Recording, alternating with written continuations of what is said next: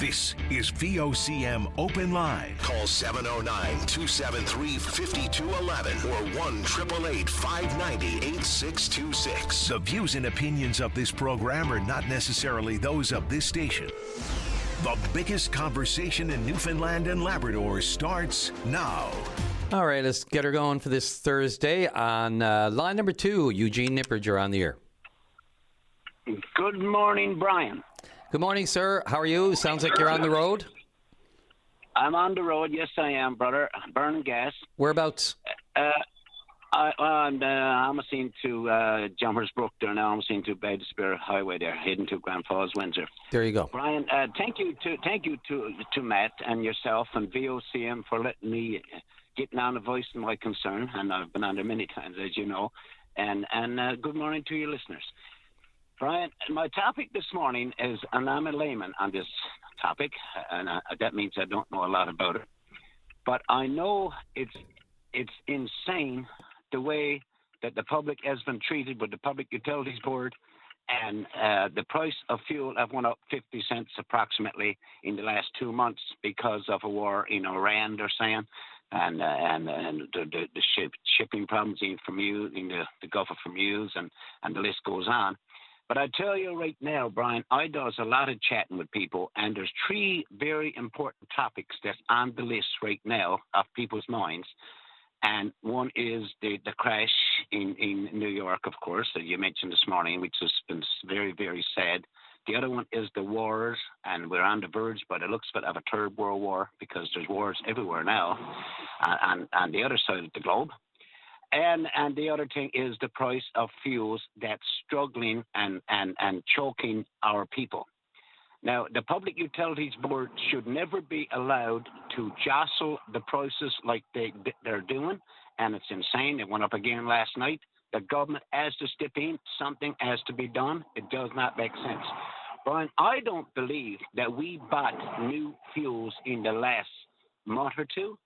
That they would have to charge that extra 50 cents. I'm sure that the fuels that they're charging the 50 cents on been around for a while, so that means is they're ripping off our people, and it's just not good enough, Brian, and it's going to affect everyone. And like you heard the truckers on there this morning, they're in Ottawa, I think today on meetings. It's insane the way this is operating. And you know, and this is not a joke. I went and picked up 20 grapes, and I paid $4 for 20 grapes. Now, anyone that want to live a little bit healthy, they're really struggling our people with the price of fuel the way they're doing it today. What do you think, Brian?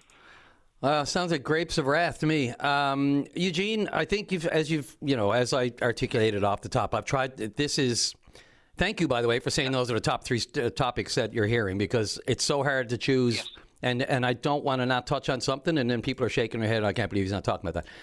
As I've said before, we can only talk about what you want to talk about. But if fuel isn't at the top of everyone's list these days, Eugene, because it just affects everything. And on top of that, if we had a rhyme and reason to it, which we don't, and even if the Public Utilities Board want to come on and say that, I'd be all over it.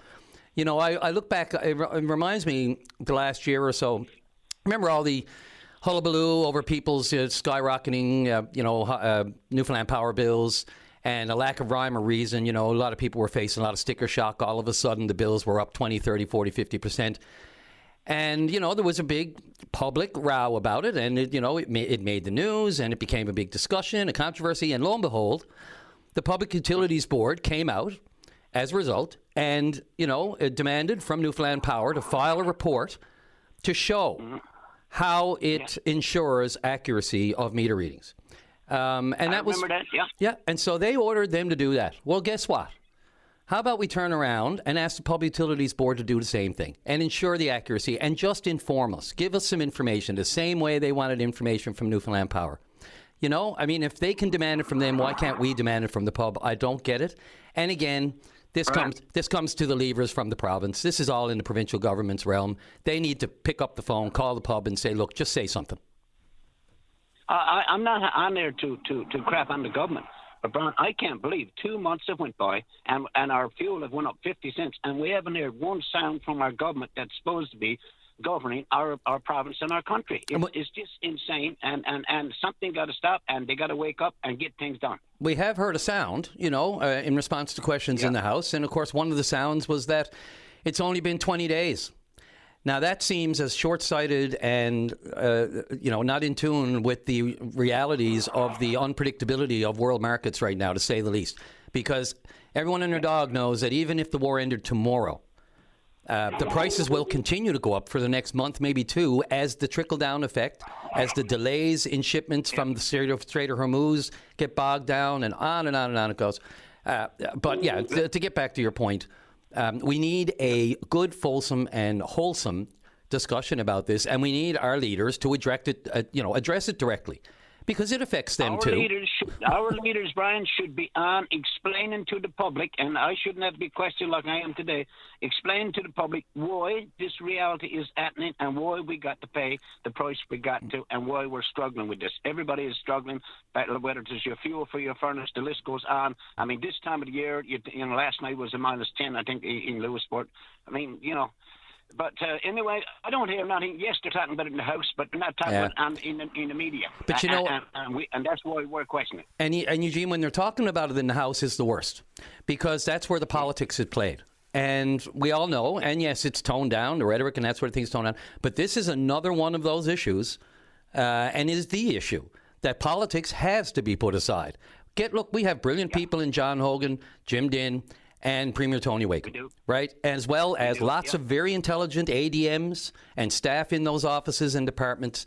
They could be using a little ingenuity and at least working together, because we all want them. Do we not want them all to work together on this one?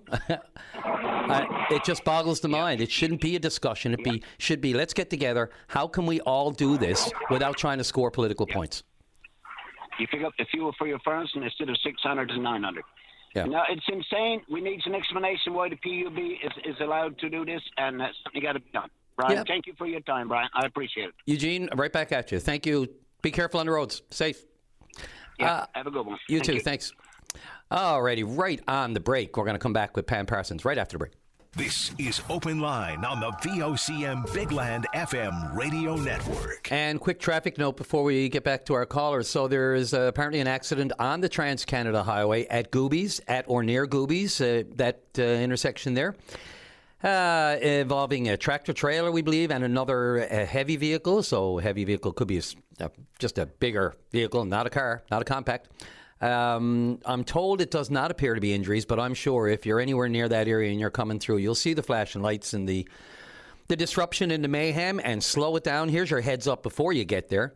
And hopefully as soon as you see it, remember, be really careful going through these scenes. We all know about the pullover or the pullover law. That's one thing. But when the scene is already there, anybody racing through it, and God forbid, even worse, the rubberneckers with the cell phones out, you know who you are. Let's go right to line number 1, and Pam Parsons, you're on the air. Good morning, Brian, and good morning to your listeners. Good morning. I've called in my role as a critic for Justice and Public Safety, Shadow Minister, but before, I certainly would like to comment on Eugene Nippard's, your conversation with Eugene, and about the gas prices. I mean, just yesterday, gas was down, but now we know today gas is back up. But just so everybody does know, we have put a bill amendment before the House of Assembly current, which is the debate that's currently ongoing. Obviously, we're in constituency week this week, but we have an amendment before the House to call on government to further reduce our gas tax that we introduced for the past several years, to introduce this even further, to remove the provincial sales tax on gasoline. Separate issue, I know, from the Public Utilities Board, but just for and I know you're aware, but just for the public's aware, we have proposed that amendment now, and that debate is ongoing. So currently the new government certainly is in a position to take this even further. As I said, we introduced this tax reduction for the past several years, and they are now in a position to do just that. And I mean, they did campaign on lower taxes and more services. So here is an opportunity where they would get full compliance with the House of Assembly and supporting this bill amendment to actually lower taxes to help people with the cost of living relief, in particular at the pumps at this time. Yeah, and so I just wanted to mention that. And I appreciate you doing so, Pam. My thinking on this is a wait and see. I think they've been hoping and waiting. They got constituency week. everybody is doing it, not just this jurisdiction, this province, but everybody's watching to see how and when there's any light at the end of this tunnel. And right now they're at the rhetoric stage, which seems to suggest they're nowhere near ending this war. And I think a lot of governments, a lot of finance ministers, a lot of coffers are really, nobody knows, right? Everybody's in the same boat on this. Nobody has better intel than anyone other than, unless you're in the mind of Donald Trump, and I dare not go there. So, that's what we're up against, Pam, and I don't, I don't, what's the word for it? Wish this on anyone, but, you're the current government. Sometimes be careful what you wish for, but they have levers. They certainly do, and I think they're just waiting to see if this was going to drag out, because we know Energy Minister Parrott had mentioned it's just been 20 days. Well, it's double that now, and it will be by the time you guys get back in the House next week and the debate resumes. So I would be. Is, Brian, sorry, go ahead. Yeah, the thing is too, and one of the arguments that Minister Parrott's put forward, that it's a permanent bill, they're introducing a permanent bill. But as you and I both know, I mean, you've been a journalist here for quite some years. No legislation is permanent. All it takes is a call of the House of Assembly, a debate to happen, the process to happen on the floor of the House of Assembly, and any legislation can be modified, changed, taken away, introduced, as you know. So, yeah. I mean, that can happen at the will of the government at any time. But that said, I digress, because I did call in about other topics. But let's have some compassion, because as we know, we are facing significant cost of living challenges, not just with fuel prices, but with everything across the board, from utilities, from food.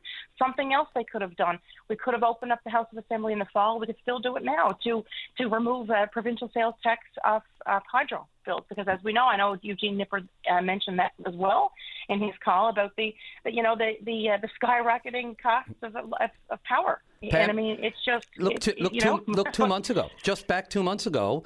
All the issue was we were already in a pile of trouble here, wondering how we're going to dig our way out, what they're going to do with the budget. That was before the war. Yeah, and I mean, there's just a lot of things on the table here, a lot of topics, and you and I can take the entire show to talk about these alone. But I do want to get to my points, if I could. Go for it. As you know, I am the Minister for Justice and Public Safety. I just want to also call on the minister and on the government. It's been 4 months now since we've had an update on the adjournment of the Civil Traffic and Contraventions Act hearings and the suspensions of travel circuits in courts across the province. It happened actually in November. It was actually during the 16 days of activism on gender-based violence is when we got this announcement of the sudden court closures. And we don't really know why. We haven't been given an explanation as to exactly why this is happening. But we haven't heard anything since.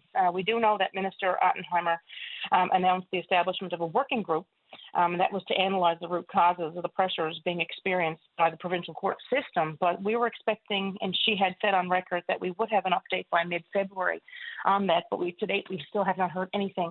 I did meet with the minister.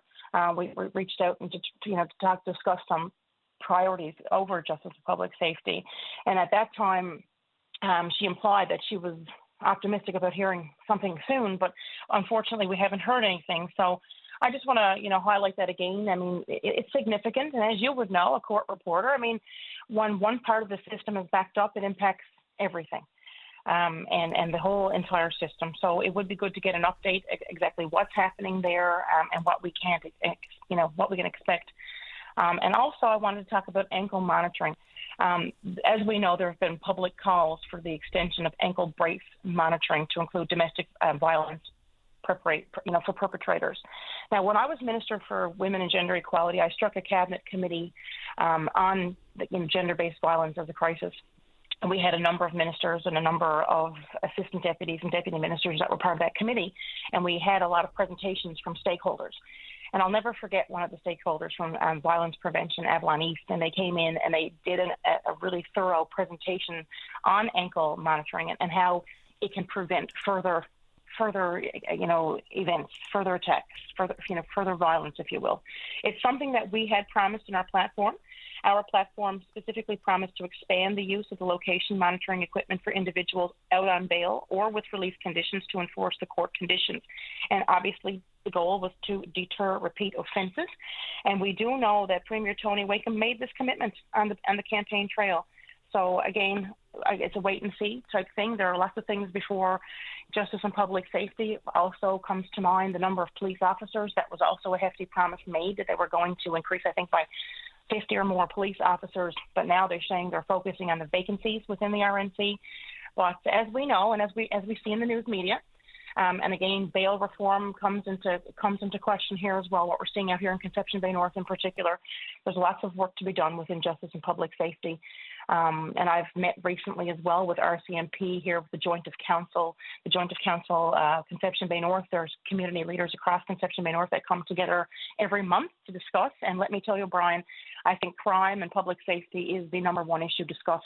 And we also had a panel of RCMP, the chief, that were there just recently, and in our time in government, our administration invested over $40 million in justice and public safety, which included resources, of course, for policing, and for more resources.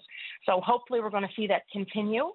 In my conversations, I think everybody's on the same page. We need to do more, but residents deserve to feel safe and to know that when our law enforcement is in action and they're taking care of these events on our streets, we all deserve peace of mind. But that said, too, police need the resources and the support from all levels of government, provincial, federal, as we know, and anything that municipal governments can do. But I think we all are on the same page. So hopefully we're going to see some improvements and we're going to see some investments going forward. As we know more than ever, the answer to all of our questions is money, Pam, and you know it.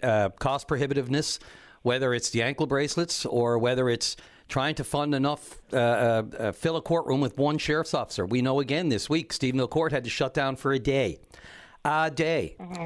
And there are a lot of people, in the queue, whether or not you're innocent and you're guilty, whatever. If you're in the system and you're waiting, it's all trepidatious enough and nerve-wracking enough and worrying enough. People get into these situations where they have to go to court. Whatever the issue, court is not for the faint of heart. Like it's pressure and it's nervousness, and it's when you get it postponed and it's carried over, and you got to make a trip when one court is closed, and you got to make a 2-hour trip on the highway on top of it. It just compounds the whole issue. And as far as the ankle bracelet, I just want to go back again. The issue there has long been, as you noted, I've covered the courts long enough to hear this discussed between judges and prosecutors and defense lawyers in the courtroom, openly talking about the difficulties expanding that program, whether it's the supply of the actual bracelets, the type that they use, the connectivity in rural areas, whether or not they can be monitored properly. So it's not cut and dry, it's not black and white, but it is money. It is, and we do know that we've looked into what other jurisdictions are doing in Atlantic Canada and Quebec, for example. They have success with the electronic monitoring programs, and we do know that some provinces who have implemented the program have been able to do it at a cost of just about $15 a day based on the research that we've done. So, again, it's something to certainly look at. But again, some big promises made for more policing. We hope we see that in this budget. But again, let's have an update on what's happening with the courts. Again, we were not given a reason why. It was abrupt. It was back in November. Mm-hmm. The minister has said that, they are expecting an update in February. So we're now approaching April. So I call on her respectfully, certainly give an update on what we can expect. Because again, the justice system affects each and every one of us, as you know, Brian. Yeah, and the monitoring program has been in effect for a few years. It's been expanded to different areas. It's just the amount of it. And as we see these cases, especially in your backyard, Pam, with Mr. King, Justin King, before the courts, prolific offender that he is, clearly thumbs his nose every opportunity he gets at the job. He just doesn't care, clearly. And I'm saying that on the record because he's been convicted of not caring, really, in previous breaches. So what can you say about that? It's in your backyard. I can appreciate the importance of it. Pam, I really appreciate your call. Look forward to the debate when you guys get back in the House next week. I do too. Thank you, Brian. But again, a heartfelt thank you to the police for what they're doing and law enforcement for the resources that they have, and compassion for the people who are living through this. The people in Conception Bay North region have experienced trauma and devastation like none other.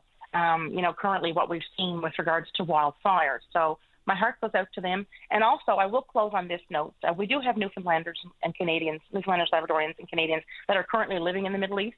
So our prayers are with them, for their safety, while all this turbulence is happening in the Middle East. So our prayers are certainly with them. So stay safe, and you take good care. And I look forward to speaking with you again soon. Thanks, Pam. I really appreciate the call. Anytime. Thank you. Take care. Take care. Bye. All right, Matt, let's take the break. We'll be right back. Edgar's going to get into the Argentia-Placentia row that occurred last night and the issues there. And Peggy wants to talk about social services after the break.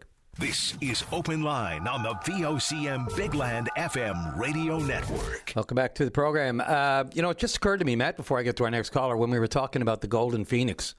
I'm not sure I even said what happened for people who are wondering, why are they talking about the Golden Phoenix? That was flattened 2 days ago. It was, yeah, absolutely, gone. Yeah. Now, I don't know if you remember, there used to be another part of that building that was flattened a couple of years ago.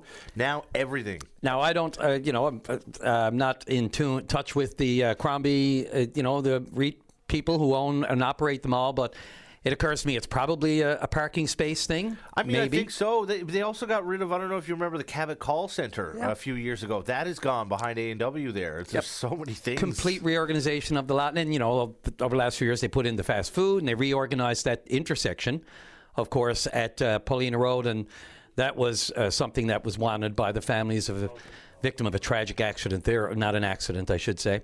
Tragic crash there several years ago. So, that whole reorganization of the area. But no, someone just mentioned the other day, hey, there's bulldozers down flattening the Golden Phoenix. And I mean, it's not a public space. It's not something that they have to announce. I mean, they just do it as a business thing. But certainly, when it's something that high profile and visible on our radar every single day, and all of a sudden it's just gone. We'll see what happens there. Anybody wants to the city or the company? Anybody has a clue what might be the plan there next? All over that. Let's go to line number 4. And Edgar, you're on the air.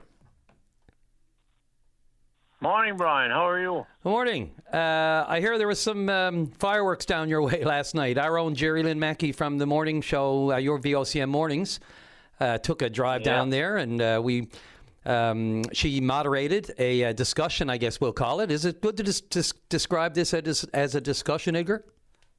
I wouldn't describe anything as a discussion with those people up there. They want everything. They got Long Harbour, they had Albright and Wilson, and they had Urco. The phosphorus plant years ago, I'm 67 years old. I went over there several times looking for a job, and I was told from a person in Long Harbour, if you're not from Long Harbour or Vicentia Bay, my dear, you're only wasting your time.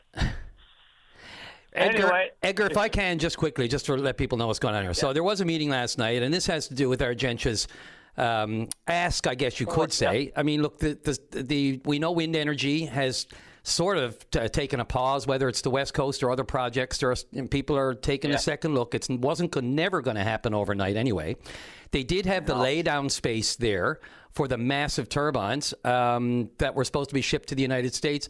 And my understanding is they're still making some money off the storage of those because of the hold and the pause on the wind energy projects, whether it's Pattern Energy or anyone else. But now, because of this pause, there is a shortfall for the Port of Argentia. And I think they're getting, it's $35 million for this Cooper Cove dock expansion, which, in the long run, certainly you can see the business case and the advantages of this kind of regional investment. The capacity issues, future industries that it could possess, that it could spur.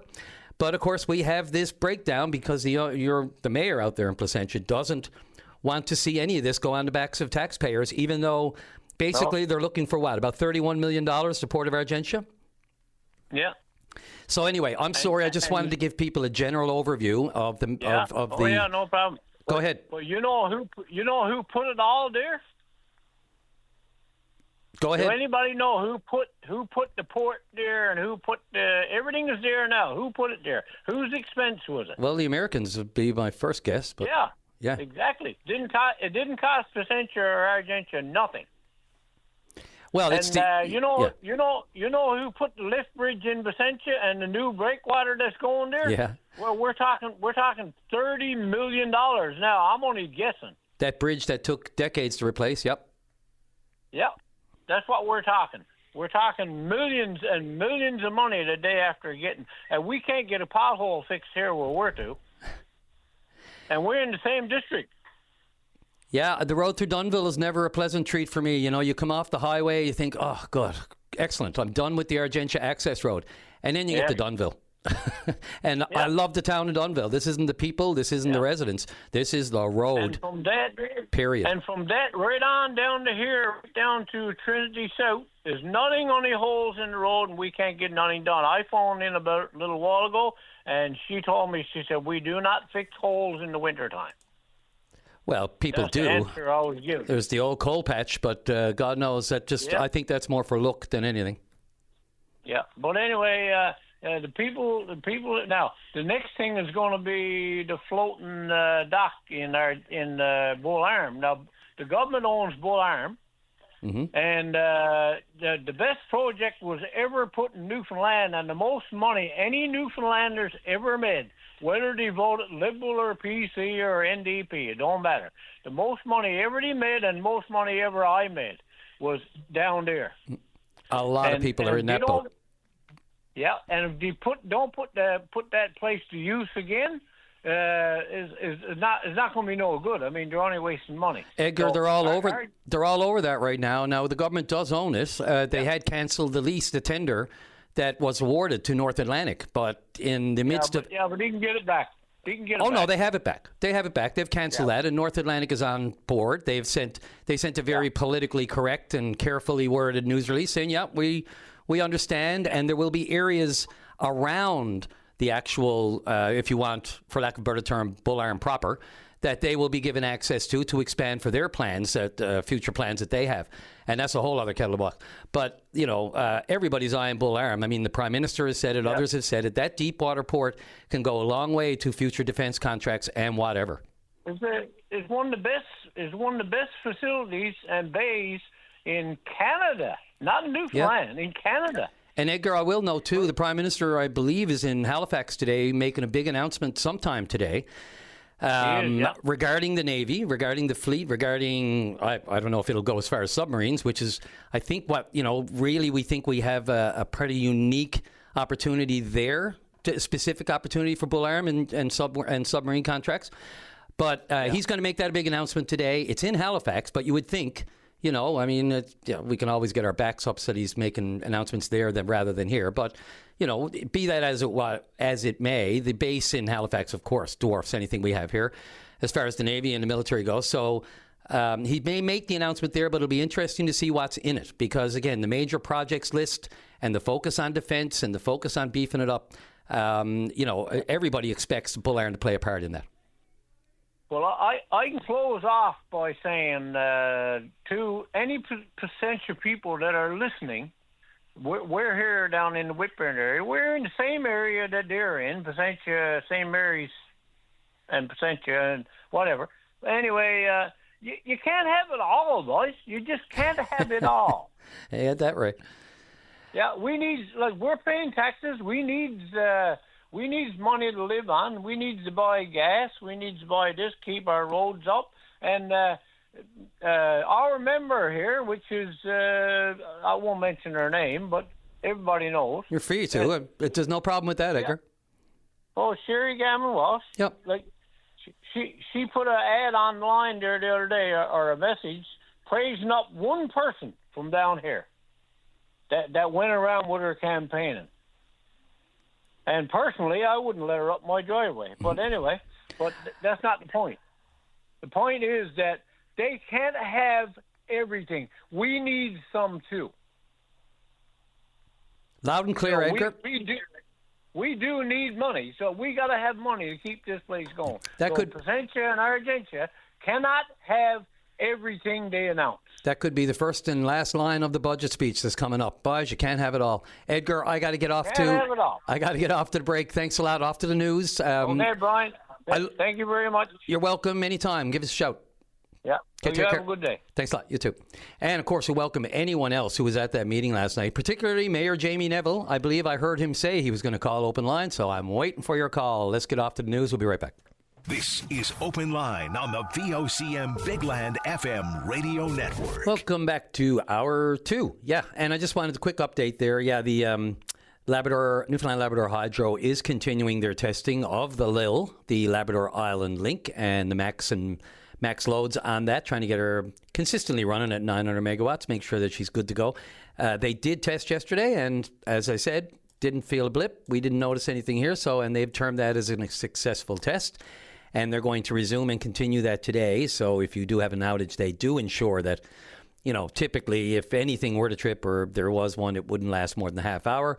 Some funny comments there, though. Some are praying we lose it at work until 3. Very funny. I won't say where they work. Let's go to line number 3. And Peggy, you're on the air. Yes. Good morning, Peggy. Good morning. What I'm phoning in about, my darling, is my checks got took from me from social services. They never mention social services to people that's on it. They always old age pensioners and this and this and this. They don't talk about social assistance at all. The government. They never bring that up. What I wanted to say was my check got took from me from social services because I live in this house. This house that I rent in Toulouseport is $1,000, and then I was only getting right now $247.51, and they took the work to that. And now what am I supposed to live on for groceries and accessories and whatever else? What am I supposed to live on? They don't raise it, and I got a disability, like a learning disability, and another 7 years, and I'll get my old age pension. And you know what? They took that, and now I get nothing.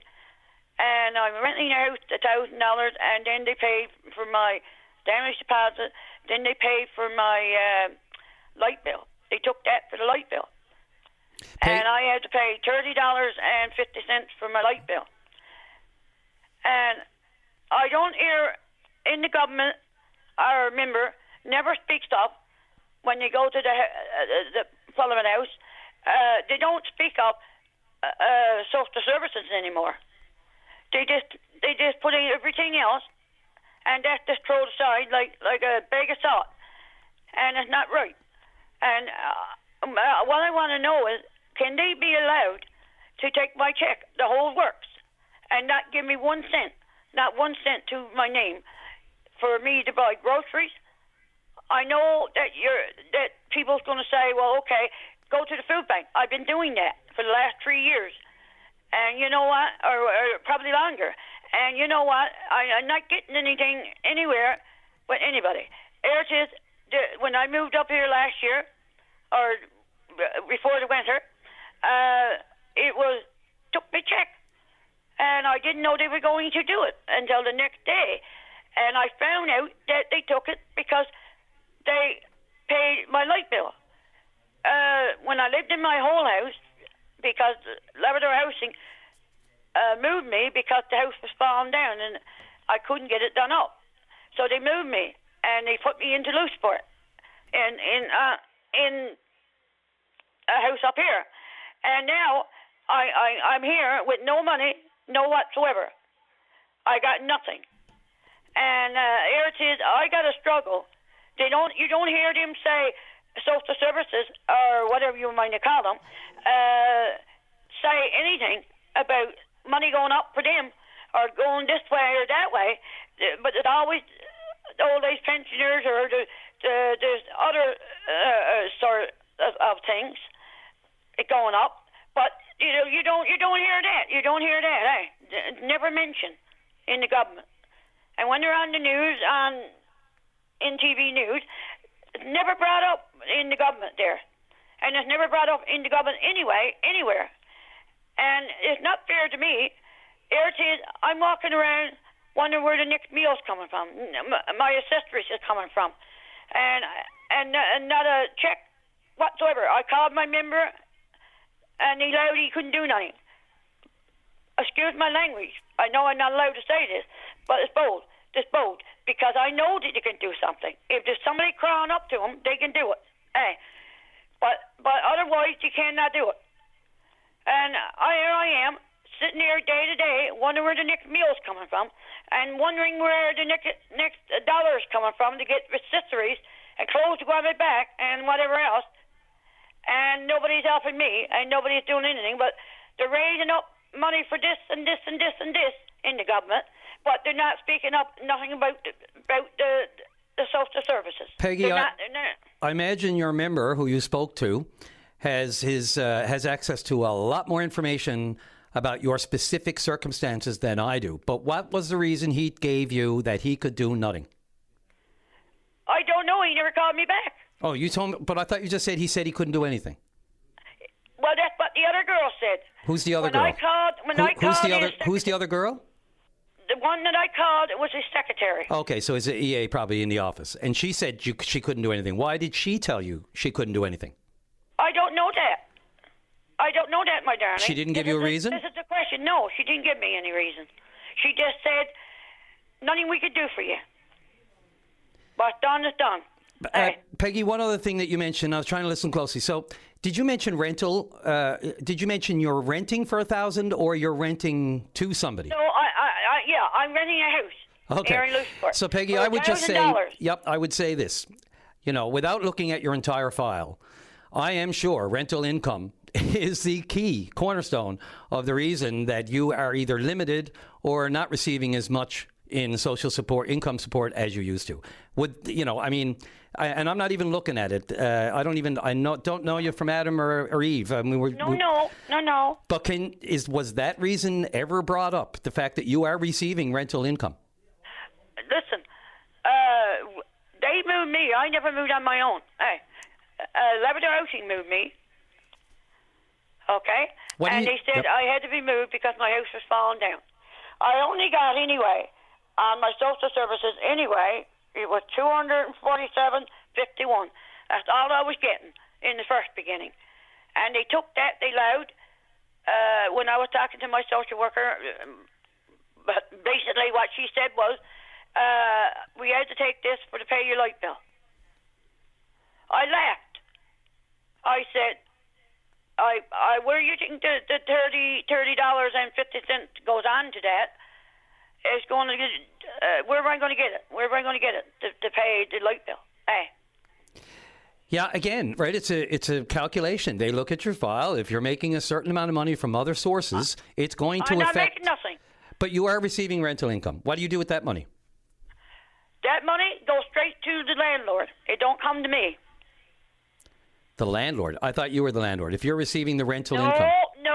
No, I'm not the landlord, my darling. This is the problem. I just don't have all the information in front of me, Peggy. I'm trying to just go by what you're telling me. Yeah. See, the rent goes to the lady that owns this house. Right. Okay, that's clearer. That's not what we understood off top. But okay, fair enough. No. And this is what it is. Hey. Well. And how come that anybody else can get more than anything? Because everybody's in a different boat, Peggy, and not everybody else is getting everything either. I can assure you of that. But the thing is, they just can't leave me penniless. They can't leave me penniless, and no groceries. And I got to go a long way to get my groceries. I got to go to Gander to the food bank to get some things to tie me over. And you know what? I wouldn't go down to the one down here in Louisbourg. Because what I got during Christmas when I went to get some to help me out, I got one loaf of bread and a little bit of butter and a little bit of tea bag and a little bit of milk. Join the club. Join the club, Peggy. I would say you're getting people listening to radio now going, you're lucky if you can afford that. But look, Peggy, only because we're up to the clock. Look, I don't give your issue there. I don't mean to belittle it or make it any less than what it is. A lot of people are struggling. A lot of people are finding, but everybody is in a different boat. So you can't, first of all, lump yourself in with anyone else on the face of this earth. You have a unique situation there, clearly, where you were moved in housing. They're paying your utilities for you. They've reduced some of your, if not all of your income support. You're 7 years, I think, away from retirement. You maybe have to bridge the gap like everybody else. We've got to find unique ways to pay the bills. I would be shocked and surprised if they left you penniless if you qualify for anything. So look, I don't get a thing. I don't get a thing, my darling. Okay, I wouldn't. Not getting a thing. That's one thing. They paid your utilities for you, right? Housing? Yeah, but I don't get no money to buy groceries. I don't get no money to pay for utilities. Yep. Like my accessories. Yep, absolutely, Peggy. Join the club. Look, I don't mean to make your issue any less than important than anyone else. I'm well past the break. Here's what I would do. I would go back to your member, honestly. Go back to the member, say you were talking to people, and you just want an explanation as to why you don't qualify for any income, why you don't qualify for any income support. And I'm really well past the break. I'm really sorry, but call them back and then call me back. They have to give you better than a reason than no reason to just say, sorry, you don't get anything. Look, there's just enough programs out there. I don't know which ones you might qualify for because there are a slew of them, and I don't have access to all the private details of your income and situation, especially when NL Housing is into the mix and all these other issues. So the best I can do, we're not going to settle that in a phone call on open line today. Go back to the member.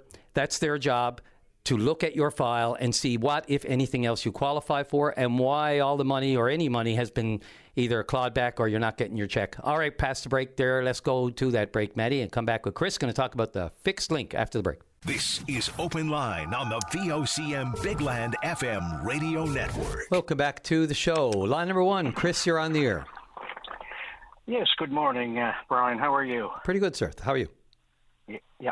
No, I just wanted to talk about, I boils up over this topic until it gets to a point when I just got to release it, And what I'm talking about is our fixed link that we're building between Yankee Point and Point Armour. Or that we want to build or hope to build? No, or? No, it's going to be built. It's just a matter of time. Now, I'm really hoping that the Batum are trying to get the steel and the rebar over to build the dock that we're building down in Bull Arm, because how are you going to get the steel and the rebar over to build that when what's going on in Portabass right now? It's gone right sideways.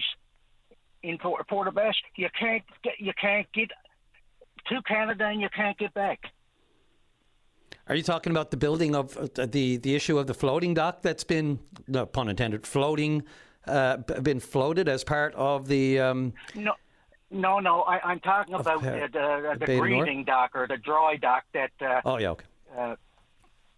Right. I mean, that's going to take a lot of rebar and steel and raw materials to get that into Newfoundland. So how are you getting that into Newfoundland if there's no link between mainland Canada and Newfoundland? Well, I mean, like everything else we've had to get in, I mean, it's a deep water port, so it'll have to be shipped in. But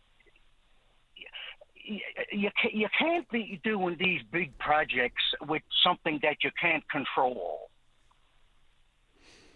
Fair. That's a fair statement. Isn't it? I mean, look, we got to bore a hole from Yankee Point to Point Armour, so you can come out and say 100% that you can get the steel and the rebar for the graving dock. They're talking about putting the first oil. What is it, 2032 or something? 2031, yeah, for Bay Nord, yeah. That's yes. The current. I mean, these dates can fluctuate, to say the least. But go ahead. Sorry. Yeah. Okay. So now that's a very, very important date on the radar. So I'm hoping that when they're 8 months behind because they can't get the material on the island, see, what's beginning to happen here is momentum is building for the tunnel to be bored from Yankee Point to Point Armour. Mm-hmm. Because there's no other solution. I mean, the past Newfoundland is no longer. This is the new Newfoundland that we're talking. In what sense? Well, okay, I mean, the PC's just come out and announced this big project, and the Liberals talked about When you say the big project, Chris, I just mean you're talking about the benefits agreement that was just signed for Bay Nord? No, yes, yeah. Okay, sorry, go ahead. I mean, don't be naive now, not to think now that Bay Nord is not going to go ahead. And there's all kinds of skepticism out there, Newfoundlanders hold Newfoundlanders back by our attitude. We're the ones that got to put the attitude front and forward, saying that we're building the tunnel from Point Armour to Yankee Point. That's going to happen. And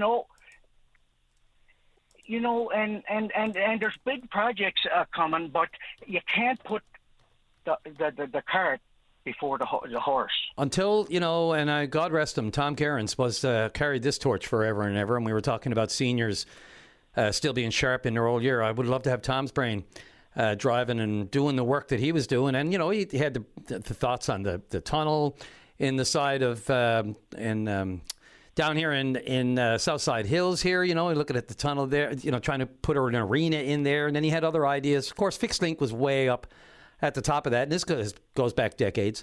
I just wonder, you suggested we maybe, we beat ourselves down by arguing with each other so much in itself. My point on the Fixed Link is you keep saying it's done. Until it's signed, until they have private contractors and some kind of agreement, and who's going to fund it, and how it's going to be built, and when there's a start date, and on and on and on, and the feasibility studies that have been going on for 20 years. Until I see a document that says it's happening, I'm sorry, but I'm not quite in the same headspace as you are as to the fact that it's a done deal. See, Brian, it's already been introduced. And if you believe in the law of attraction, is that once you release it, the energy out to the universe, it's just a matter of time before it materializes. And I'm with you, by the way, Chris. I'm with you. I'm pro Fixed Link, just so you know. And to hear no disrespect to Chris Howlett this morning talking about he got his trucks tied up over in Portabass. But then when he comes back to talk about the solution, he's talking about more ferries. The definition of insanity is to do things over and over and over, expecting a different result. How long have we talked about Marine Atlantic here in Newfoundland? And it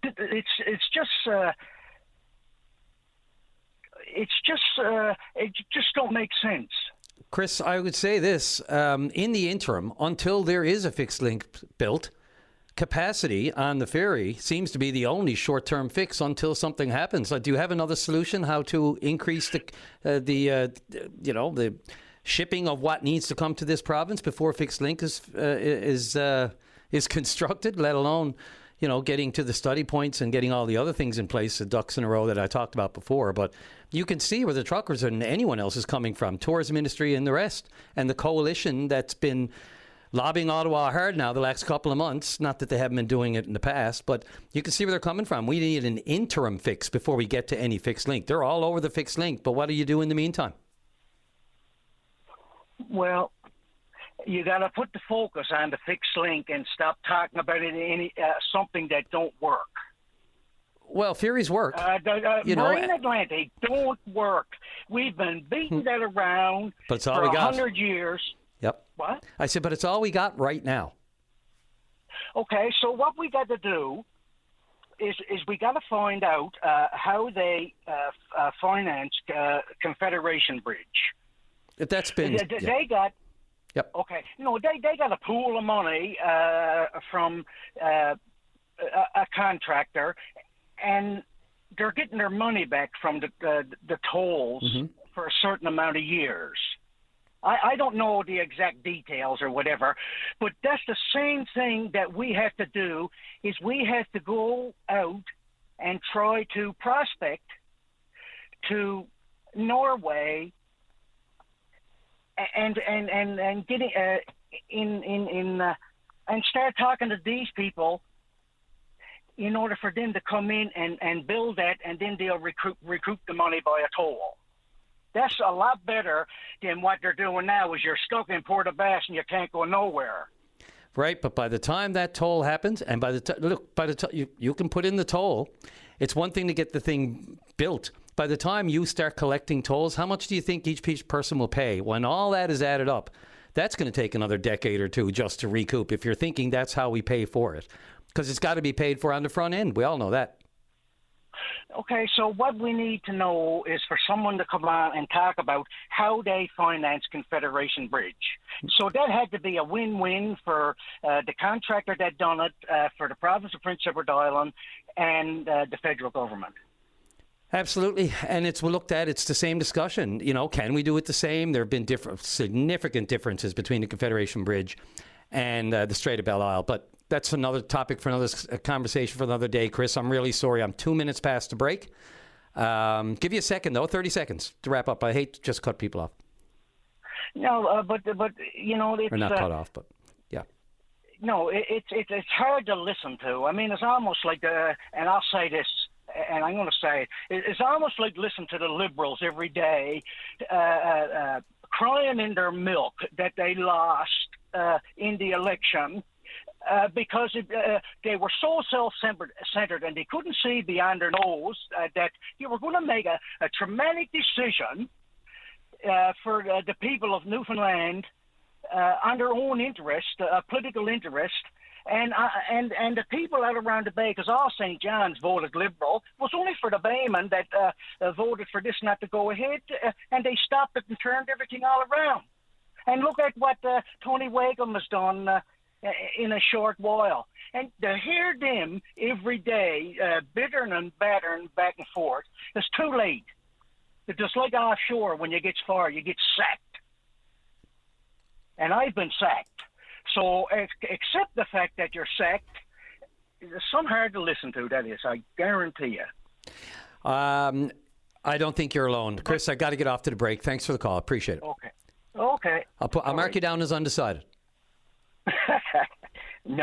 I vote for the person that takes action, not flapping their lips.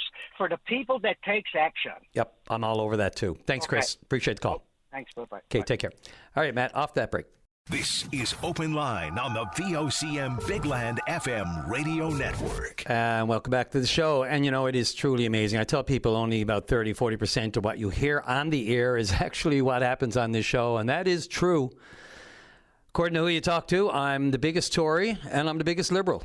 And I'm also the most compassionate and sympathetic person, but I'm also the rudest person on the face of the earth. There you go. So if you listen all the time, that'll give you a better context to what we deal with here on a regular basis, which is exactly what we're supposed to. We'll take every call and we'll deal with it as best we can. Sometimes you really need to know all the details to get to the bottom of things. But, there's a rhyme and reason, and I'll take all the slings and arrows. It's been other hosts have had to do it in the past, and I'm willing to do it right now. Let's go to line number 2, and caller, you're on the air.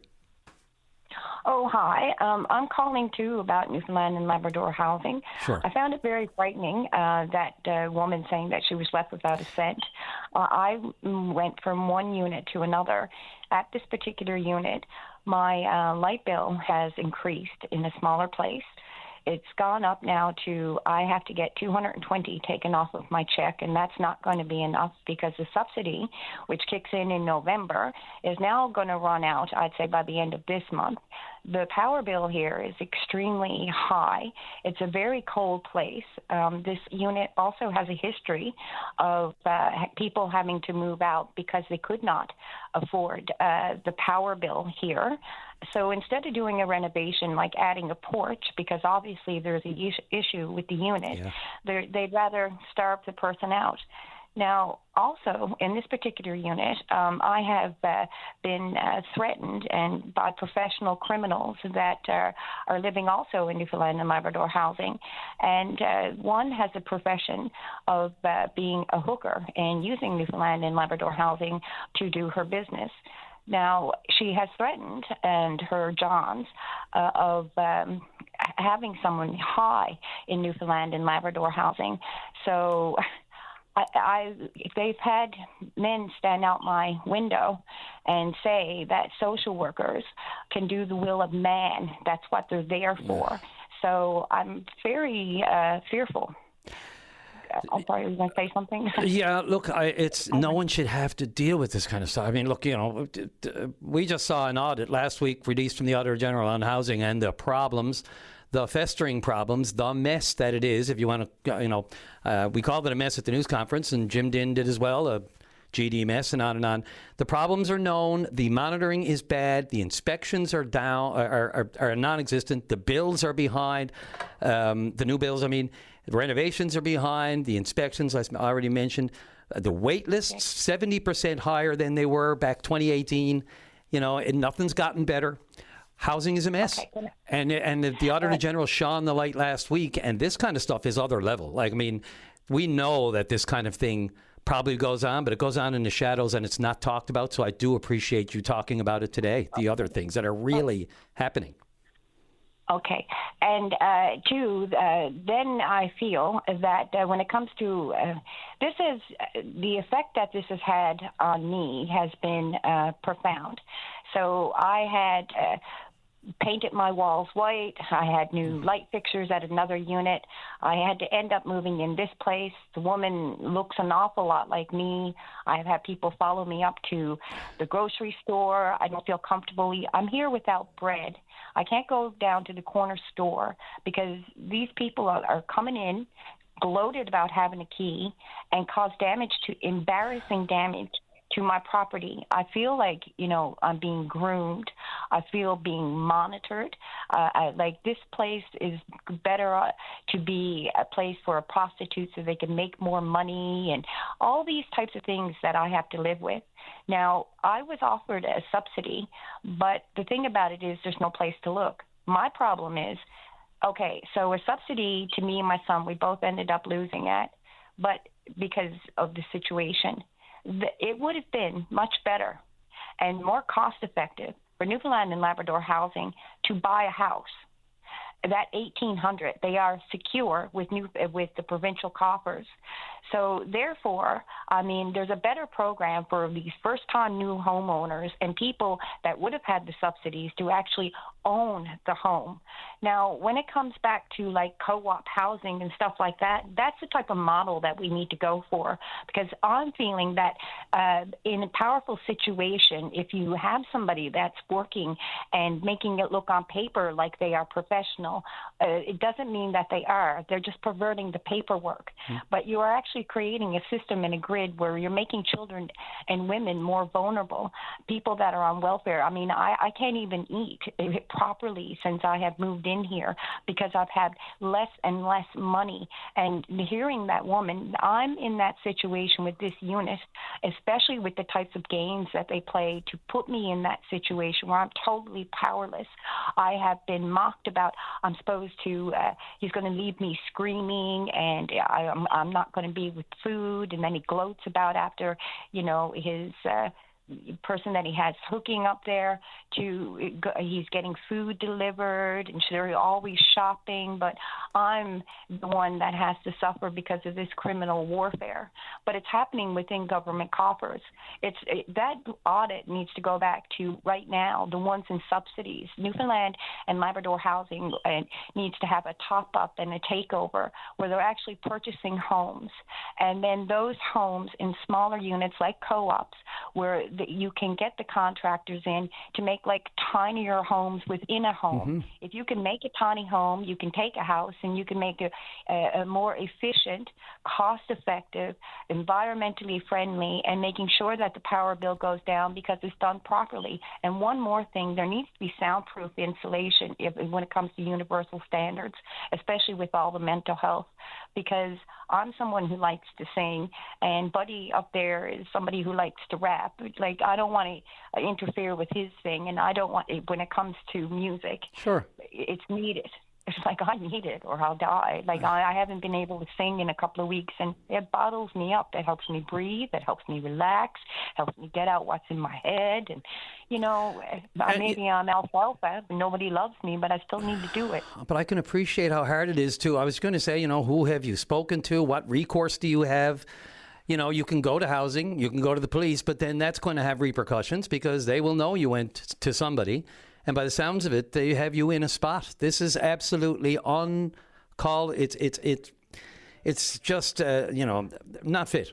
to say the least, no more than the units themselves. And you mentioned, new bills and new units and that sort of thing. Sure, they're selling them off. According to the audit, they sold off units where they should have kept them because there was a desperate need, just like there is across the province.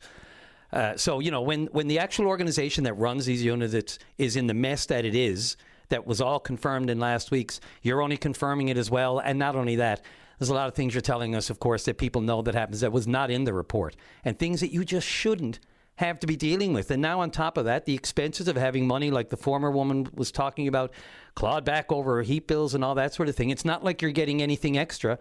You're just getting taken away. Yeah. Including your safety. Well, and, it feels like we're being put in a situation where we're going to be fighting for the bottom dollar. To create a situation such as that is only putting more power into organized crime and into people. I mean, years ago, they talk about entitlement within government. And I feel that the more that these types of attacks inside of our government happening by government workers are placing all our future children, us right now, and our seniors into a place where vulnerability we have not known quite yet, the damage and how people want to hurt us to make themselves feel good. And they've been victims themselves to get to that point. But that is it in a nutshell. The ways to be able to start it is right now. The subsidies are going out through the door, and there's wait lists.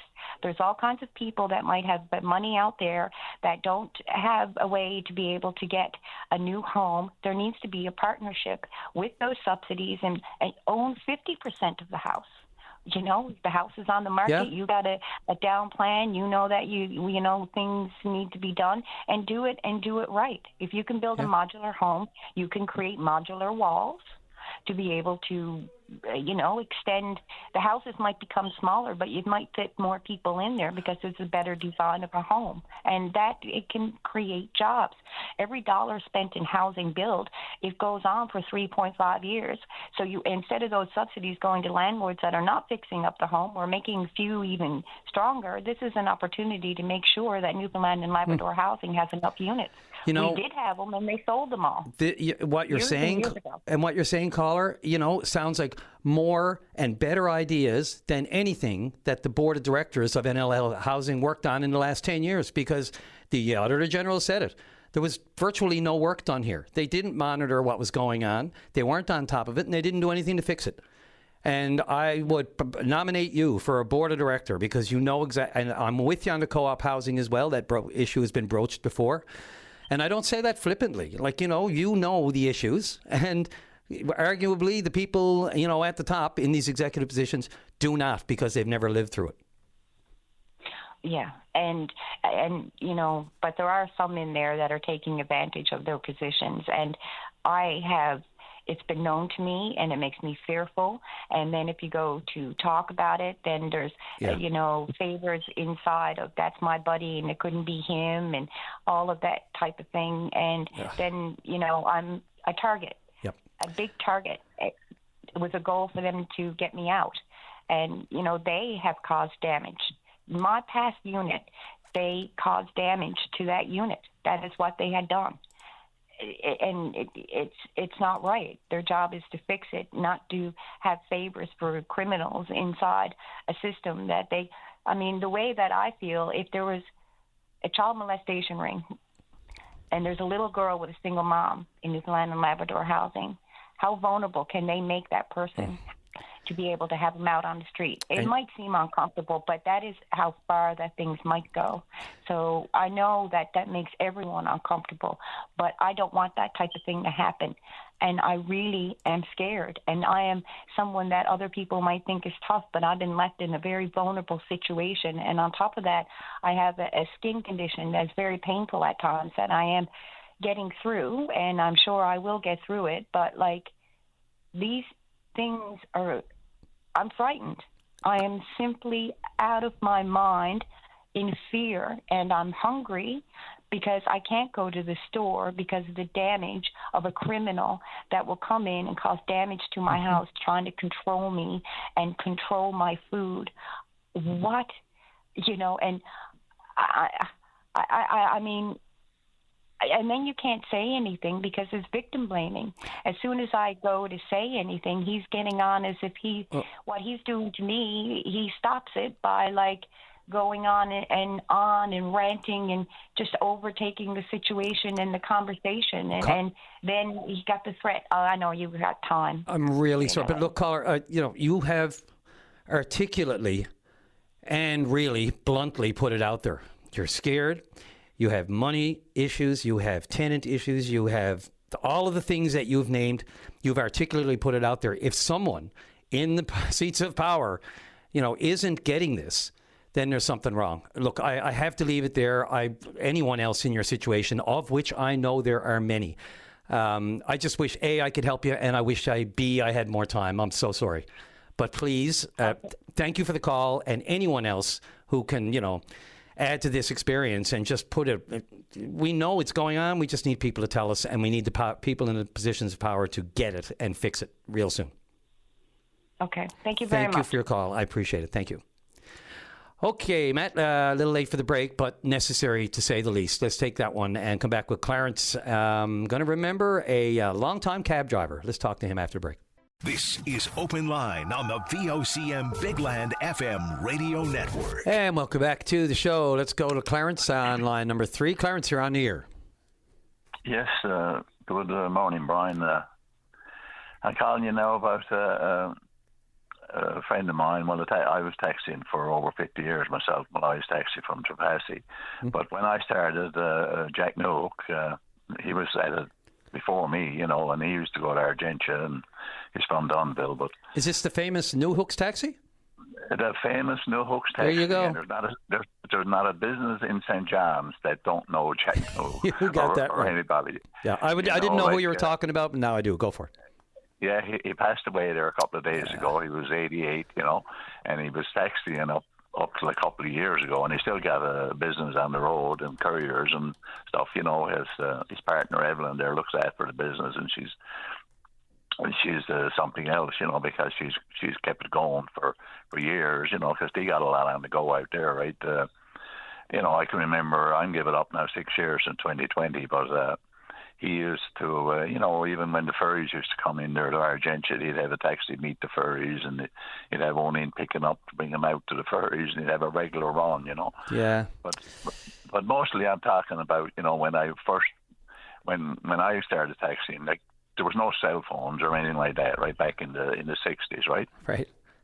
I had a car. I bought a car in 67. I was fishing with my father that summer. That was the last summer I fished, but I bought a 68 Plymouth Fury. Went out, and you had to get a taxi stand, because there was you had to get somewhere for somebody to answer the phone for you, And I went to Gulliver's, Pierce Gulliver on Queen Street. You're familiar with St. John's anyway. Yeah. And I asked him, and he said, yes, he'd take me in. Jack Newhook was there.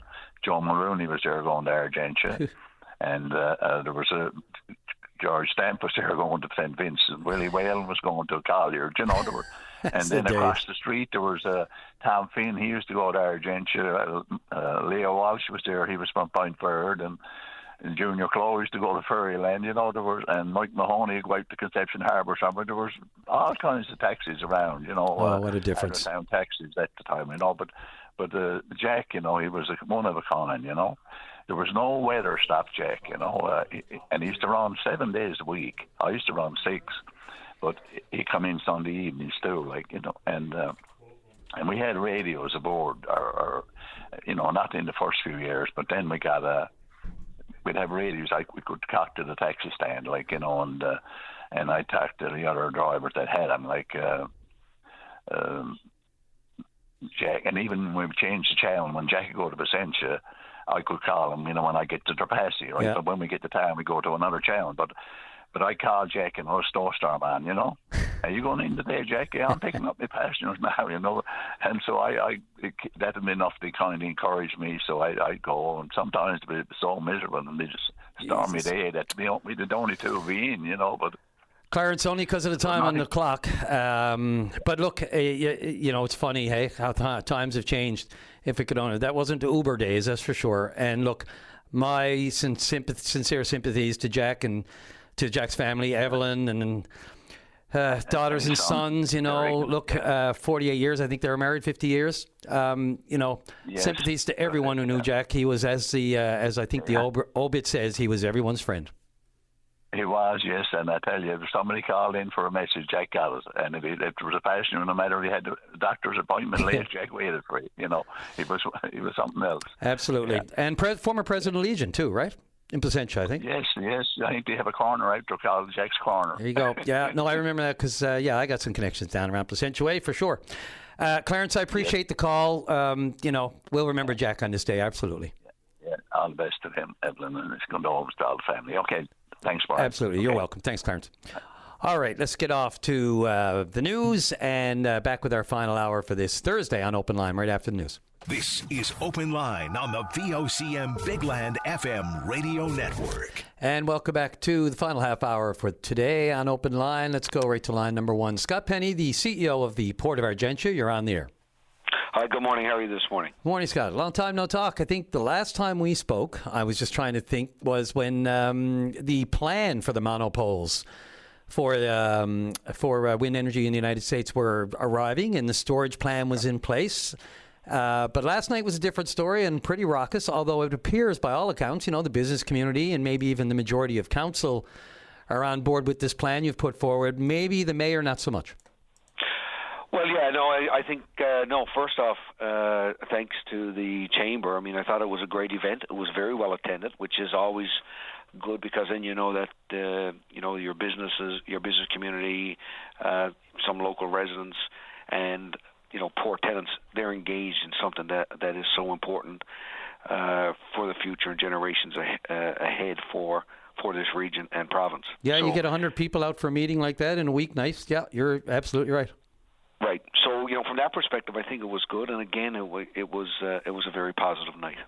So the plan here, I guess, 31 million seems to be the round number. Do you want to? I'll let you take it. I explained it off the top of the program, and the shortfall, whether it's from the federal and provincial governments, and this other shortfall that's left over, and the town playing a role here. Just take us through it, and from a most unbiased point of view. Yeah, no, and that's the way I approached it last night. I mean, to me, last night I was talking to the community, right? The entire community, that we do have a problem, but in the longer term, the payoffs and the returns are much more valuable than the short-term pain, right?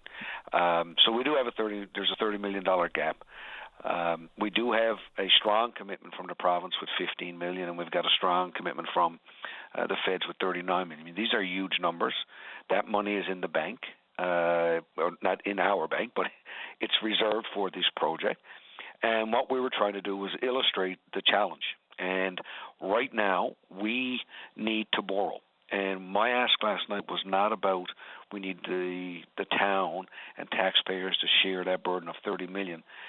We're trying to eat the elephant. There's an elephant in the room, and you need to eat the elephant with 1,000 bites. And so that's what we're trying to do. We've carved it up into what we think are manageable plate-size meals, for lack of a better word. Making me hungry, Right. So we've got a plan, and I didn't get into the nuts and bolts of the strategy because I don't want to be. It's not intended to be negotiating in public. I understand. And it's more or less to try to make sure that the community understands that we're not looking for a $30 million tax break to build this project. What we're trying to do is get around a table to come up with a formula that works for the town, which we very strongly support, and we very strongly support in a very meaningful way with our contributions from a taxation perspective. The story, the way it reads on VOCM, I want to be clear. In one of my comments, I said around 160,000. So that comes from a rough estimate based on our ability to borrow a portion of the 30 million, right? A very small portion. And what we've said is that if we needed a tax break of or a deferral or an adjustment that's around $500,000 a year, that's $2.5 million over that 5-year period. Mm-hmm. Now, when the project goes, right now the budget cost on it is $85 million. So to get a permit I got to spend 2% of the project value, which equates to 1.7 million. So as a town, the delta is the 2.5 and the 1.7, which is 160 over 5 years, 160,000. So I want to make that clear. So that, because what's out, as I said last night, what's at Tim Hortons is a much different analogy. I'm hearing everything. We don't want to pay. We want to pay zero tax. We want $1 million payment from the community, and there's nothing further from the truth. And it's the broader issue here, right? I mean, like, there's a lot of numbers we're talking about just then, and in radio and in open line terms, that's hard to digest in the moment. But the issue here is, you're seeking some kind of middle ground with the town up Essentia, given what this investment could mean. So we're talking about the Cooper Cove dock expansion and all of the investment opportunities, the potential for business opens up, the improved capacity. It's an upfront investment, but it needs cooperation, keeping in mind the rewards for the town itself. Am I right? Or am I?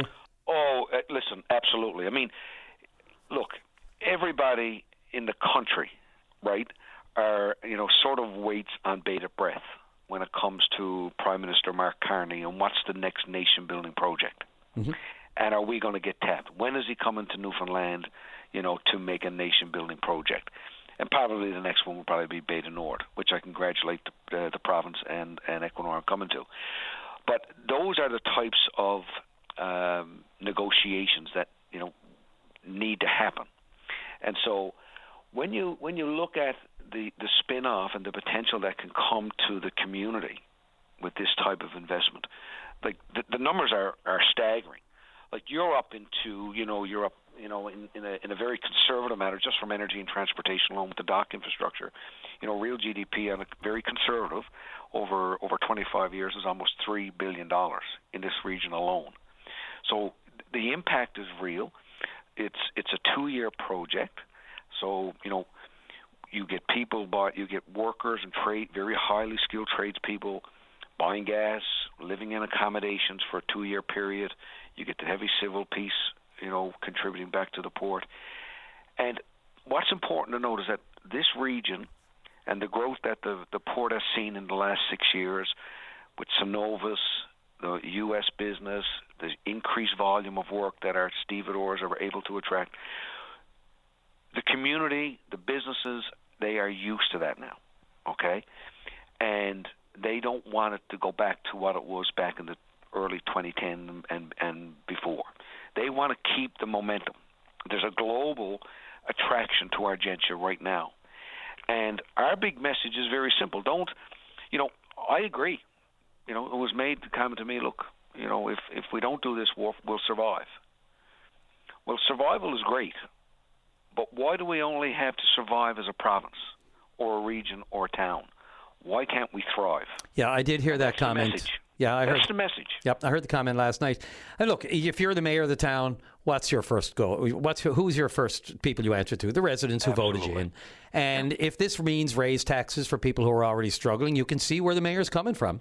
This, like anything else, requires some upfront short-term pain for the long-term rewards, of which, unless there were contracts, as you said, we're waiting for Mr. Carney, the next projects list. Who knows? He could announce something in Halifax today. He is making a big military, Navy-related announcement. I have no idea what it's going to be, and I wouldn't even try to guess.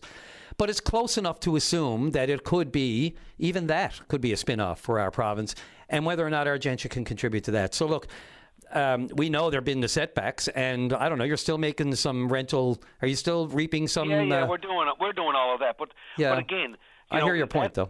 Those are short-term projects. Sure. When you build this dock, there are other sectors that we're very keen on. Like, we're looking at the oil and gas sector, the mining industry sector, renewable energy. So all of those are long-term, 25-plus years. That's the difference now.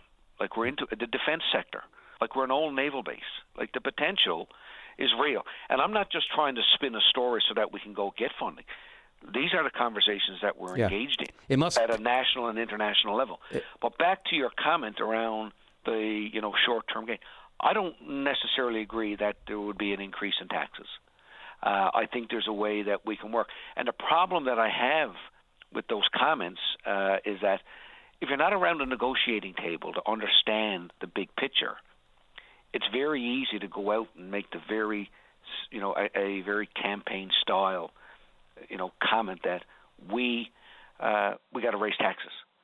But I don't believe that to be the case, and I think that was the message after the event last night, that the numbers are not as big as what everybody has made them out to be. They're manageable, and unless you sit around a table, then you're speaking uninformed. Is the mayor around the table? He was there last night, but he's not. No, the table you're talking about, though. We're trying, a negotiate, and I wouldn't even call it a negotiating table. I mean, we're partners. Like, let's sit down and try to move this forward. Okay. The comment, the mayor made a comment that it was a bashing of the town. I don't believe that, right? I spoke. I was the one on the microphone, and I've heard it from many people that were there that it was not a bashing of the town. The intent of our participation last night was to clarify a lot of the incorrect information. Yeah. And Scott, only because I'm right up against it. I was going to say the important thing is you were there, which which it says a lot, because what happens in these cases. A lot of times the major player isn't there, or if they come, they don't come prepared. They don't come with the information that the people want to hear, and they're just there as window dressing, as opposed to answering the hard questions, having options at your, whether it's a note sheet or whatever, but at least be, the communication. Yeah, and the communication and cooperation. It's not rocket science. Well, that's what we wanted to do. We wanted to be a participant. We wanted to be very open and transparent. And again, bashing it, I don't agree with that. I think that my message there last night of anybody that was in that room, it was one of unity, collaboration, partnership, shared vision, try to find common ground to move that needle. We've done that. The other big piece of information that I disclosed last night, and a lot of this was a lot of information that I disclosed that wasn't getting out, is that we've agreed to have an independent auditor come in, review our books, review our contracts, our long-term agreements, so that the town understands what we're up against and what our ability is to borrow. Get that independent. Fair. Yep. Right? But now this morning, on his interview, the mayor made a comment that he doesn't trust Deloitte, or he doesn't trust an independent third party, not Deloitte particularly, but the independent process. So you can't have it all. You can't keep changing the goalposts. Yeah. We've agreed to that. We agreed to that back in February. And all we want to do is get to the table. There's an opportunity here that we need to seize. And if we everybody lays down their guns and sits around the table, this becomes a very manageable opportunity. And we do want outside investors, unlike his comment that we don't. We have investors. Yeah, the problem is I got to pay it back. Exactly, and this is actually somewhat of an enviable position to be in, because you know that the potential is there. The point, as you said, is we got to lay down the guns, and like everything else right now, because everything is so pushed to the limit, we need to be putting this stuff, politics and other things aside, and just looking at the plain facts and the opportunities. And like you said, I don't know if causing a huff and leaving a meeting and all that kind of stuff gets anything done these days. Exclusionary is we exclude things and people at our peril. Scott, I am well past the break. I got to get going.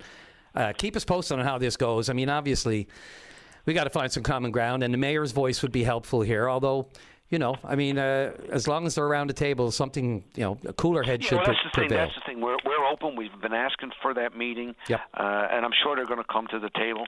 And we do have strong support from the province. They believe in our agenda. They understand the strategic importance, the investment. Obviously, they wouldn't have invested into it, and that's really the message that we want to do. And we are open to investors, and we do have investors. I want to be very clear on that. But the problem is I've got to be able to finance that debt and pay them, and that's what we want to do. Yep, absolutely. Scott, appreciate it. The potential is, endless out there. So, and again, we'll be waiting to see what Mr. Prime Minister Carney has to announce today in Halifax. Thanks for the call. You're welcome. Have a great day. Take care. Bye. Bye-bye. All right, Scott Penny there, the CEO of Argentia. Again, Mayor Neville, certainly welcome your call, and now that we've had that side, we like to balance those issues out. Let's take a break there, Matt. Come back with Alicia talking to fishery after the break. This is Open Line on the VOCM Big Land FM radio network. And let's go right to line number 2. And Alicia, you're on the air. Hi, how are you this morning? Pretty good, thank you. How about yourself? Oh, not too bad. I'm not going to take much of your time this morning. I'm just calling in with an update. I've called in, I spoke to Linda, and I believe I've spoke to Tim. I don't think I've ever spoke to you about my fishery issue, so I'm not really sure. Oh, you dodged the bullet until now. I'm not really sure if you're aware of it or not, but I was having concerns with the processing licenses and the new announcement that was made by the government with regard to like buyer's licenses and free enterprises and that kind of stuff. So anyway, regardless of all that, I'm sure someone out there has heard my story, so I'm just calling back with an update this morning to let them know that my plea for the government to reach out to me and to explain what was happening and where I stand. I did have what I call to be a hopeful meeting yesterday with the Minister of Fisheries and the deputy and the assistant deputy, and I believe that they heard my concerns. Of course, there has been no decisions made at this point, but the ball is in their court right now. So I'm just waiting. To see what they come back with. You got a meeting. That's you're already ahead of the game. I absolutely am. It's taken me a while to get there, but I do have it. I do have hope and, I guess, faith. The mandate of this government was to alleviate a lot of the red tape, and I'm hoping that they're going to stick with their motto, and I'm hoping that it's not going to be as complicated as things have been in the past. And I'm just hoping. I'm very hoping that for the success of my business, my community, and my 30 employees, I hope that they do come through for us. I also want to say that Jim McKenna, he was very helpful. He's our area MHA. He stopped into my home yesterday, so I feel like they've heard me, and I'm grateful for that. I know this world is a terrible place, and there's a lot of stuff going on, and you have a very busy show this morning. But these people have certainly they've at least acknowledged that they've heard me. So I'm just hoping now that we do the right thing. No, you're doing the right thing, because they want you to let people know that they have heard you. That's important as well. A lot of the calls are, I'm not being heard. I'm not getting a meeting. They don't appreciate what I'm talking about. They don't understand what I'm lobbying for. On and on and on it goes. You said you have how many employees? I have 30. And 30 employees. And do you mind if I don't know how much you've shared? You're absolutely right. It's hard for me to listen to the program when I'm actually working as a reporter, whether it's downtown or whatever. But so I catch some of it here and there. Lately, I've been trying to catch more and more of it just to stay on top of the cycle and the recurring topics. So I don't sound too out of left field. That said, I've covered the fishery for 3 decades, so I know what place you're coming from. Did you say your company before?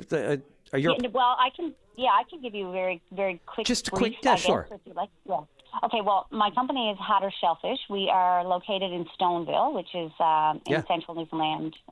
So anyway, primarily, we do sea urchin. We started our business, myself and my husband, I want to say probably 12 years ago. We started off, just by really 2 teenagers going into the fisheries building and saying, hey guys, we'd like to have a license. I know that probably laughed at, at the time, but either way, we've made it work, and it's been many, many ups and downs, and we've definitely made something out of nothing as far as I'm concerned, and also the people in my community. And of course, this, we've had many ongoings with the DFO with regard to zoning issues for sea urchin. That's a whole other topic that I covered extensively. Actually, I had reporter Troy Turner. He done an article for us back over the winter with regard to zoning issues, but of course that didn't really get anywhere. So we've had to diversify, and we do have a groundfish processing license that we intend now this year to process cod this upcoming season, because of course this year our workers they fell short of their hours and things, things that is very didn't have to be that way, unavoidable, 100% DFO's problem. But that's, like you said, that's a whole other issue. But with regard to the groundfish this year, this is what we were going to do. My plan was, my husband and I, we spoke about it over the winter. Our plan was to use our buyer's license. I don't know if you're familiar with what that is. It was a license given to fishermen and other people for, like, say, free enterprise. They can take their product and ship it absolutely off the island, individually. Sure. Yep. Yes. So that was also, we could, as a processor, we could also get that license. But this year, because of the crab happenings and the non-happenings, yeah. Yes, or all that stuff. Yeah, that license was clawed back from anyone who is a processor or who I guess was a shareholder of processors or anything like that. If you were affiliated at all processors, you can't get this license. Okay, so now I didn't have that license anymore. My plan was to use that license. Now, again, I'll say this, I've said it every time.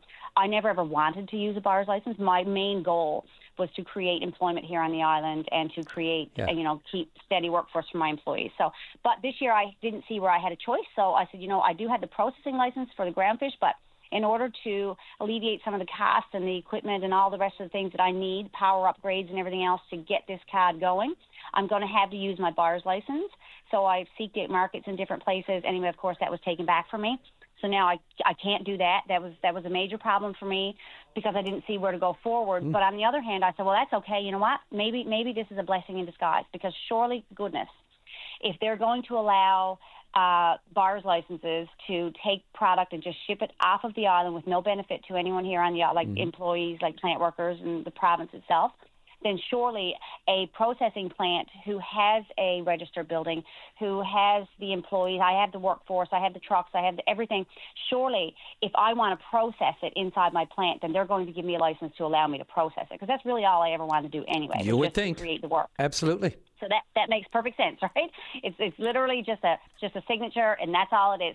But I was having problems trying to get clarification as to what that actually meant, and that's where I'm to right now. So basically, I guess my request to the government was to say, hey guys, if you're letting it all go off the island, then I am a processor, and I don't have the license to process anymore all of the species. I don't have the license. I never had it anyway, but I had the groundfish and other ones, but I wanted other ones. I wanted like whelk and rock crab and different things for little small markets that I have, but I couldn't get those things. But anyway, so I'm saying, well, surely if fishermen can let it go, then surely they're going to let me process it inside my plant. So that's what I wanted. That's all I want. And so I'm waiting for them to come back to me and let me know, I guess, if I'm able to do that. As long as it can go off the island, then surely, goodness to mercy, I should be able to do it inside my doors and help my people. It's the same old common sense argument, Alicia. It certainly makes all the sense in the world, but we know inside the fishery, it's just a maelstrom of nonsensical stuff. Look, only because I'm well past the break, I appreciate the call. Let me know how that goes. It's too bad you have to be put in these waiting, these waiting positions for decisions from government when time is money. And absolutely, so. But I have faith. I have faith in these new people. They showed me courtesy yesterday. They showed me kindness, and they all sat around the table with me. And I believe that they heard me, and I believe that these people, I believe they want change, and I believe that they will help me. I've seen, and I felt the kindness from them. I do believe that they will help me if there's any way possible, and I know there's a way possible. I can't say if there is. I'm sure there is. So I guarantee. I hope the next time I speak to you, I can tell you that they've allowed me to process what I want inside of my plant. Okay, and I hope so too. Did they give you a time when you might hear something?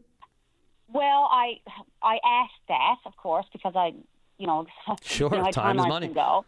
Yeah, absolutely, and they couldn't tell me specifically as to when I can hear back, but they did tell me that they will be having meetings now, and they will, as soon as possible, get back to me. They will discuss my concerns, and they understand the pressure I'm under, and they understand the pressure of my employees, and I believe that it will be sooner than later that they will reach out to me.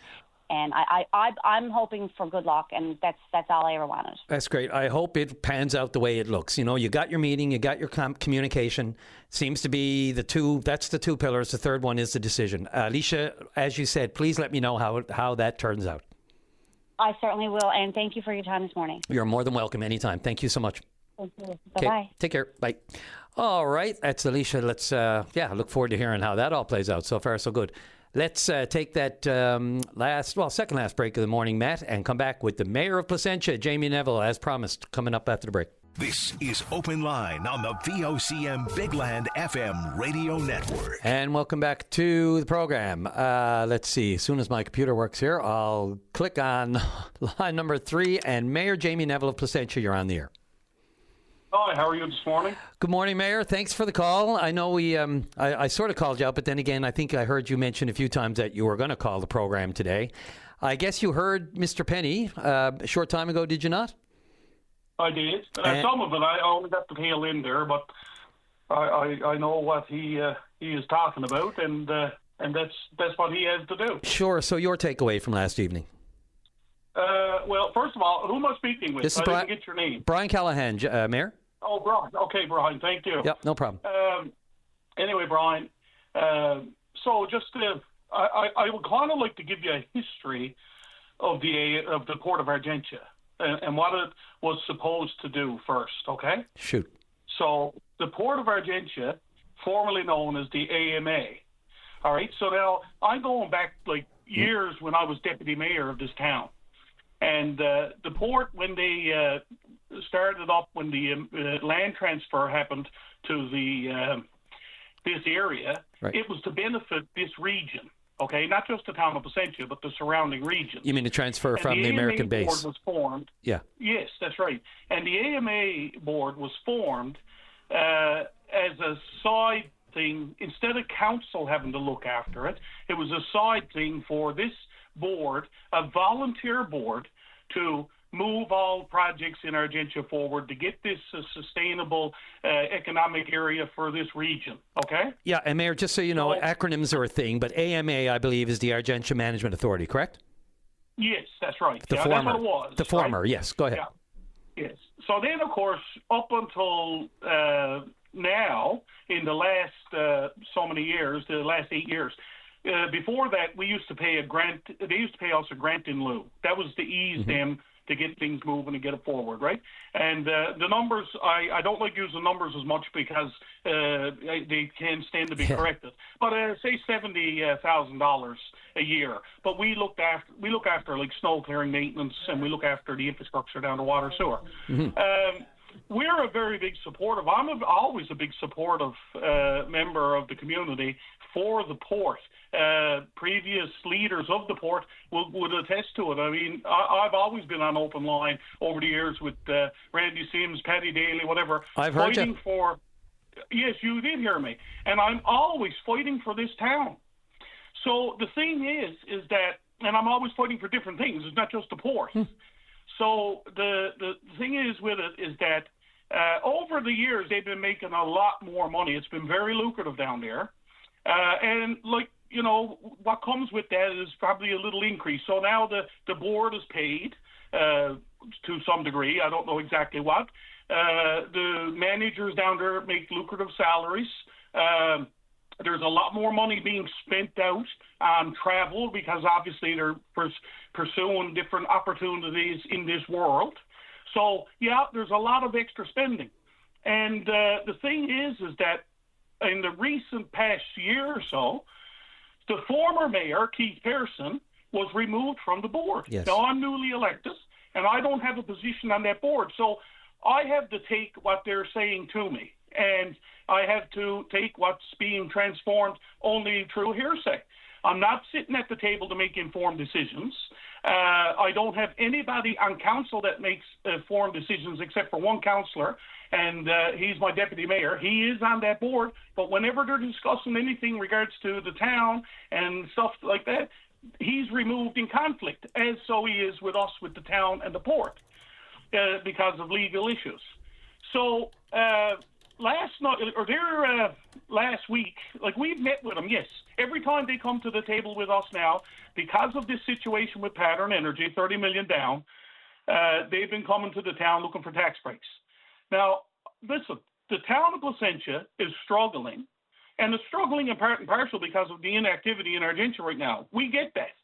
But the business community, all the business in this area is struggling. So if I give a business tax break to them, a business, should I not have to give it to all my residents in this community? And if I give them just the break, then I got to look at either increasing taxes for the whole community or cutting services. I know Scott was saying that there's ways around it.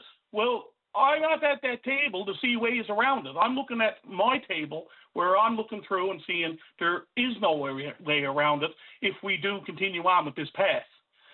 The other thing, too, is on Sunday past, he did call me, Scott, I went down on Monday and met with him in person.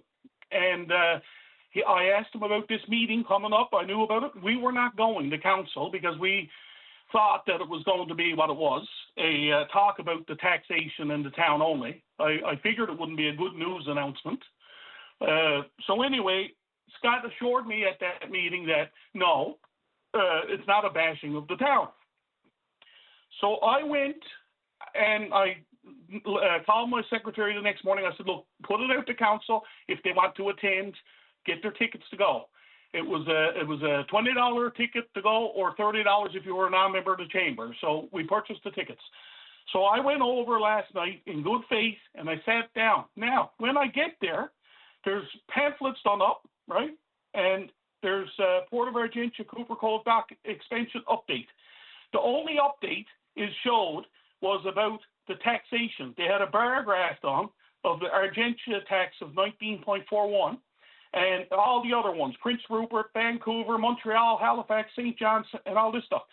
So the thing is that this bar graph, it looks horrible. It shows in the red how much tax we're getting. But in reality, if you go back in the day when the AMA was on the go, this is for this area. You know what? We should be a partner, 50-50. So it should be 50% coming to this community or to the surrounding areas. But they've done pretty good. They've had 80% in the last so many years. So we've got a little over $7.5 million. So where's the rest of the money? I know it's gone in salary. I know it's gone in infrastructure somewhat. There's a lot of infrastructure down there I'm not seeing taken care of. But once again, at the table, when you're not there, you cannot make informed decisions. And that was one of the biggest issues. And then, of course, when I got there last night, I seized the agenda. It was a welcome from the chamber, an introduction from our personal MHA, and then remarks from Scott Penny. And then a setting where the two of them got up, and Jerry Lynn Mackey took questions from the audience, or not the audience, but that they, from people texting in, and actually I slipped some of them in there, the questions got. Then at the end of it all, which they individually a couple of times mentioned that I was there, which I was in the back as a regular person sitting, as a individual of the town, sitting down, having my $20 meal per se. And nothing. There was no opportunity for me to speak at that meeting, just to show what they want against the town. So when they were all finished and they concluded and the chamber got up and spoke and ended the night, I decided to stand up in the room and I got their attention and I informed them of why council is doing what they're doing. And then I proceeded then to tell them that Jerry Lynn Mackey to come over and talk to me in my office, which she did. I don't know if you heard that this morning or not. But the thing is that at the end of the night, I walked out. I didn't stick around to have comments or nothing because I wanted to go over in my office and get the proper interview done with the reporter. And we thank you for that, by the way, and Jerry Lynn Mackey, of course. Sorry, shout out to Jerry Lynn for... No. As you said, I didn't intend on calling open line today. I don't know where you heard that. I said I'm always calling open line. Well, I heard it. Anyway, in fairness, though, you did say it at the meeting. You shouted out twice that I'm calling open line twice. So there you go. That's all. Yeah, go ahead. Do you know how heated I was last week? Well, I can imagine, but you are the mayor, and, cooler heads, no matter what's going on, Jamie, I don't need to tell you this, have to prevail. You're the leader. No. Leadership comes with a calm and sensible approach, right? Despite frustration. Exactly. And there have been, I'm sure, bigger topics for you in your time, whether it's private or personal life. So, yeah. Exactly. And the thing is, too, look, we're over at this town hall now. Some of the comments, businessmen makes comments. They're saying about, like, one businessman in the area said, well, I want the town cut spending, cut this. Well, you know what? You think we're over there trying to run up bills or try to do this? The town is always looking for ways to save money. The town is always trying to do the best for its citizens. And if you think any different, you possibly should run for council yourself. Yeah, I think it's just the history. Yeah, I think it's just the history. People's cynicism with it in general, but it shouldn't reflect on all. Exactly. But like I can move forward, and yes, the leadership got to come from somewhere. And look, I got no trouble with the Port of Argentia. I support them. Look, I'm after talking about this already. They're talking today about defense announcements in Halifax, right? Yes. It's a funny thing. Canada stops at Halifax. I mean, if we were all on one side here and the page and talked about that, that's where the argument is. It's not with the town of Ascension. It's for tax structure. I think it's about. Yeah, Jamie, I think we're going down a little bit of a rabbit hole with the stops at Halifax. Look, Carney just spoke specifically about Beta Nord, when he was in Norway and when he was up north announcing the billions for Northern Defence and Goose Bay. So I think, we get off track when we go on that spiel and throw those pejorative statements in there. So I just want to keep it on, the issue here is go ahead. The thing is with it is that I'm not going off track because I'm talking about.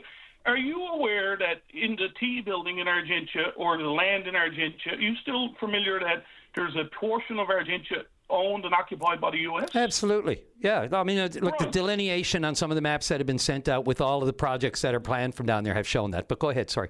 Yes.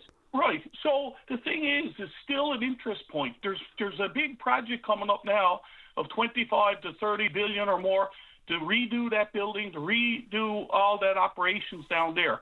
So that'll show you the significance of Argentia. It's still required in this world today for defense. Oh, my God. For satellites. Yeah. And Placentia has much to gain and benefit from it. I guess that's the point. The port is saying, look, here's the value. Here's the value. Now let's sit to... Yep. But here's the thing, though. I got to say this. Look, with the Port of Argentia and the people talking all this week about these issues, the Premier and the Prime Minister, like I said, they're out doing a great job. But not one of them have mentioned Argentia in regards to defense or anything. They mentioned other communities in Newfoundland. They mentioned other places in the country. But nobody mentioned Argentia. So the Port of Argentia is asking this council to go and give them tax breaks or help them out in this situation. And then at the end of the day, all this falls through. What happens? Our tax structure, our tax breaks to them will not give them $30 million. It's only so they can go to the bank to get $10 million, so we're told, or roughly. So where's the rest of the money coming from? And that's the questions that need to be answered. Absolutely. And sure, show us the books. Yeah, well, we've asked, and they agreed to show us the books. But in saying that, all the past years, where has all this money gone to? Is there other investors we don't know about? Is there other companies involved with Argentia? And where are you looking for other investments? The Argentia thing, too, with taxation is that they have ample places to tax. They're not just like a port, and all these other ports they produced and showed the tax rates. The Port of Argentia is the port, plus it owns all the land, it owns all the infrastructure up there, the buildings, it owns lands on the backlands. That's why the windmill energy was such a big topic. Yep, Mayor Neville, I am. Look, you were the Pope. I would have to still cut you off. I'm really sorry. We're up way against it. I got all of that. It seems that no matter what, there's always a trust issue here, as you said. What other investors that we don't know about, that kind of thing. Once we get into that language, it can always be an issue. But look, I invite you at any time. This is not going away anytime soon. There are serious, future repercussions here involved. Only because of the time on the clock. I'm really sorry. Thanks for the call. No, thank you. I appreciate it. I'm here next week, so bring it on again, please. I welcome the opportunity to continue this important conversation, but just because I'm out of time, I'm really sorry. I know. It's unfortunate that there's a long history here, and it can't be debated in just one show. Exactly, and I wanted to give you a bit of time with the background too. But we can continue it, and I ask you to tomorrow or next week. Yeah. Absolutely. No problem. Thanks for taking the time for the call. Appreciate it. Okay. Bye-bye. Okay, bye. Oh, yeah, big topics and so little time. Let's take a quick break, well past a break, and going to have a quick chat with Annie on social services before we call it a day. This is Open Line on the VOCM Big Land FM radio network. And welcome back. Just a couple of minutes left. Hopefully, I'm sorry, Annie, we're going to give you a little bit of it just kills me to shorten calls or to have to clue it up. I don't want no more time than that, Brian. Go for it, Annie. All right. You take this away from this morning, from the conversations that you had, and you take it as you go down the road with the Open Line show. Brian, we got a system that works. We got a social services system that works here in Newfoundland. There is a safety net for people who can't work. And if you can't work, the doctor, back up, you can't work, there's a safety net. Now, what you were hearing this morning is examples. I don't know those people. My heart can go out to them, don't get me wrong. And me too. I'm just speaking candidly, and I know what I'm talking about. That's what you're going to hear from people who are in situations in their life that are on social services. A lot of those people can work. The government looks at it like, okay, if you can work, you're in that situation, get up and help yourself. So all I got to say is people in power chairs do understand it, but there is a safety net, Brian, in Newfoundland and Labrador for people who can't work, and it works. I want you to know that. And you're going to hear a lot of that frustration. It's coming half of the time. I don't know their situations. Most of the time, 98% of the time, from people who can work, don't want to get up and go to work. I could be hit on the head for saying that, but Brian, I can't tell you anything else. I don't want to get into personal life situation thing, but I know what I'm talking about.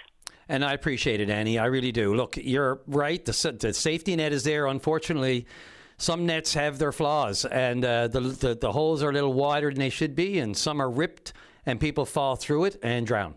And there's a lot of people drowning in the system right now through faults in that safety net. We know it, you know it, and I know it. It's not a perfect system. And again, when you have people in the most dire of straits, the most vulnerable, as we know, that are living in housing, the things that go on, you can't even talk about them on the open line. They're so desperate states in some cases.